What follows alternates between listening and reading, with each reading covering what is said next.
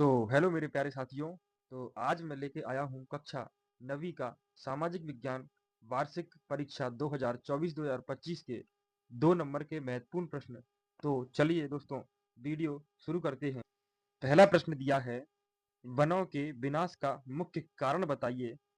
तो इसका आंसर है, जनसंख्या में तीव्र वृद्धि होने से कृषि भूमि की प्राप्ति के लिए वनों को काटकर खेती की जाती है।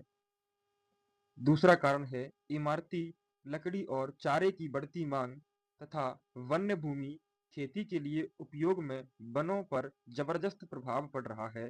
तो ये मुख्य दो कारण थे। पहला कारण था जनसंख्या में तीव्र वृद्धि होने से कृषि भूमि की प्राप्ति के लिए वनों को काटकर खेती की जाती है। दूसरा कारण था इमारती लकड़ी और चारे की बढ़ती मांग तथा वन्य भूमि खेती के लिए उपयोग से वनों पर जबरदस्त प्रभाव पड़ा है। तो अगला क्वेश्चन है, वन संरक्षण क्यों आवश्यक है? यानी वनों को बचाना क्यों आवश्यक है? तो दोस्तों, वनों को काटे जाने के कारण पर्यावरण प्रदूषित हुआ है तथा पारिस्थितिकी में भी परिवर्तन आया है। इसी प्रकार वर्तमान युग में अधिकांश देशों में वनों का क्षेत्रफल कम हो रहा है। इसी कमी के कारण भू अपरदन, अनावृष्टि, बाढ़ आदि समस्याएं आज मानव के समक्ष आ खड़ी हैं। अतः वायु प्रदूषण की समस्या आज के मानव के सामने सबसे बड़ी समस्या है दोस्तों। तो वनों को कटने से बचाने के लिए महत्वपूर्ण कारण है कि वनों की कमी के कारण भू अपरदन, अनावृष्टि, बाढ़ आदि समस्याएं आज मानव के समक्ष आ चुकी हैं। इसमें दोस्तों मेन मुख्य कारण है प्रदूषण। वायु प्रदूषण की समस्या आज के मानव के लिए सबसे बड़ी समस्या है दोस्तों।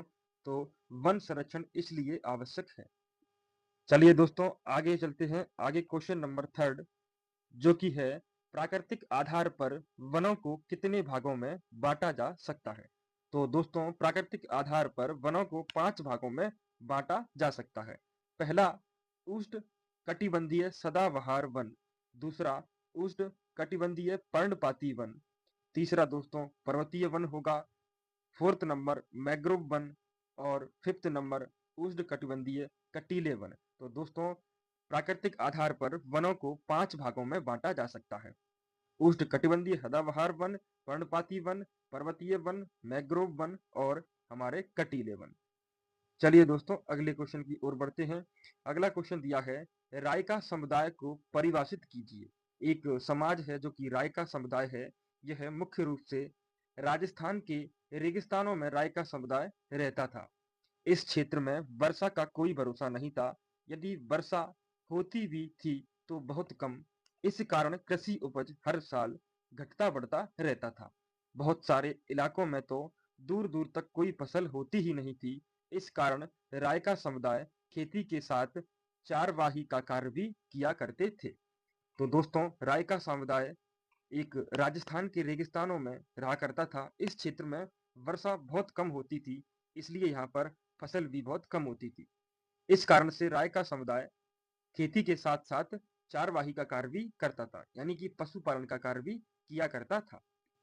अगला क्वेश्चन दिया है, बंजारे कौन थे? बंजारों के जीवन के बारे में संक्षेप में लिखिए। तो दोस्तों, आप सभी ने बंजारे देखे होंगे। आप सभी बंजारों के बारे में जानते भी होंगे। तो चलिए इसका आंसर देखते हैं। तो चारवाहों में एक महत्वपूर्ण नाम बंजारों का भी आता है। ये मुख्यतः उत्तर प्रदेश, पंजाब, मध्य प्रदेश और महाराष्ट्र के कई क्षेत्रों में निवास करते हैं। बंजारे लोग बहुत दूर दूर तक चले जाते थे और रास्ते में अनाज और चारे के बदले गांव वालों को खेत जोतने वाले जानवर और दूसरा सामान बेचते थे। दोस्तों, दूसरा सामान जैसे मिट्टी है, बहुत सारी सामान लाते थे जिनको वह बेचते थे। तो दोस्तों, बंजारे कौन थे? तो बंजारे एक चारवाह थे। ये उत्तर प्रदेश, पंजाब, मध्य प्रदेश और महाराष्ट्र के कई क्षेत्रों में रहते थे। बंजारे लोग बहुत दूर दूर तक चले जाते थे और रास्ते में अनाज के या फिर चारे के बदले गांव वालों को खेत जोतने वाले जानवर या फिर दूसरी सामान बेचते थे दोस्तों। चलिए आगे बढ़ते हैं। आगे क्वेश्चन नंबर 6 दिया है हमारे पास, वयस्क मताधिकार क्या है? तो दोस्तों, हमें वयस्क मताधिकार के बारे में बताना है। यहाँ पर इसका आंसर दिया है, नागरिकों का प्रतिनिधि चुनने का अधिकार मताधिकार कहलाता है, जिसको दोस्तों वोट डालता या फिर वोट डालने का अधिकार बोलते हैं। तो नागरिकों का प्रतिनिधि चुनने का अधिकार मताधिकार कहलाता है। यह अधिकार महत्वपूर्ण राजनैतिक अधिकार है। हमारे देश में वे सभी स्त्री पुरुष जिनकी आयु 18 वर्ष है, वह वोट डालने के अधिकारी हैं दोस्तों। तो हमारे यहाँ वयस्क मताधिकार है 18 वर्ष या फिर उससे ऊपर दोस्तों। ठीक है, तो नागरिकों का प्रतिनिधि चुनने का अधिकार मताधिकार कहलाता है। यह अधिकार एक महत्वपूर्ण राजनीतिक अधिकार है। हमारे देश में वे सभी स्त्री पुरुष जिनकी आयु 18 वर्ष है, वे वोट डालने के अधिकारी हैं। अगला क्वेश्चन दिया है, आचार संहिता क्या है? तो यहाँ पर क्वेश्चन नंबर 7 है, आचार संहिता क्या है? तो चुनाव के समय पार्टियों और उम्मीदवारों द्वारा माने जाने वाले कायदे कानून और दिशा निर्देश को आचार संहिता कहते हैं। दोस्तों, जो चुनाव होते हैं, उन चुनावों से पहले आचार संहिता लगती है। उसमें कायदे कानून और दिशा निर्देश होते हैं, जिनको हर पार्टी या फिर उम्मीदवार को मानना पड़ता है दोस्तों। इसे बोलते हैं आचार संहिता। तो चलिए अगला क्वेश्चन, जो कि क्वेश्चन नंबर 8 है हमारा, यहाँ पर दिया हुआ है कि समानता के अधिकार को स्पष्ट कीजिए। दोस्तों, एक अधिकार मिला है हमें, समानता का अधिकार, उसे हम स्पष्ट करना है। तो समानता का आधार कहता है कि कानून के समक्ष सभी नागरिक समान हैं। यानी कानून के समक्ष सभी नागरिक, चाहे वो गरीब हो या पैसे वाला, सभी नागरिक कैसे हैं? समान हैं। वो सभी को समान नजरों से देखेगा। आगे दिया है, धर्म, वंश, जाति, लिंग या फिर जन्म स्थान के आधार पर किसी भी नागरिक के साथ राज्य किसी भी प्रकार का भेदभाव नहीं करेगा। चाहे वो किसी धर्म से हो, चाहे वो किसी वंश से हो, या फिर जाति कोई भी हो, या फिर लिंग कोई सा हो, स्त्री हो या पुरुष हो, या फिर जन्म स्थान कहीं का हो, वह नागरिक के साथ राज्य किसी भी प्रकार का भेदभाव नहीं करेगा, सबको समान रूप से देखेगा। दोस्तों, ये था हमारा समानता के अधिकार। अगला क्वेश्चन दिया है, बफर स्टॉक को परिभाषित कीजिए। तो दोस्तों, यह बफर स्टॉक भारतीय खाद्य निगम एफसीआई के माध्यम से सरकार द्वारा आदि प्राप्त अनाज, गेहूं और चावल का भंडार है। तो दोस्तों, यह सरकार द्वारा एक भारतीय खाद्य निगम है, जो दोस्तों फसल आने पर फसल को इकट्ठा करके भंडार करता है और कमी आने पर उसको सभी नागरिकों तक पहुंचाता है। दोस्तों, इसे बोलते हैं भारतीय खाद्य निगम। यह बफर स्टॉक भारतीय खाद्य निगम के माध्यम से सरकार द्वारा आदि प्राप्त अनाज, गेहूं और चावल का भंडार होता है। इसे बोलते हैं बफर स्टॉक।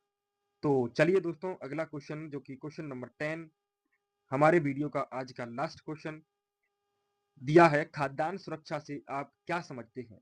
तो दोस्तों, विश्व विकास रिपोर्ट 1986 के अनुसार खाद्यान्न सुरक्षा सभी व्यक्तियों के लिए सही समय पर सक्रिय स्वस्थ जीवन के लिए पर्याप्त भोजन की उपलब्धता है। तो यह दोस्तों खाद्यान्न सुरक्षा क्या है?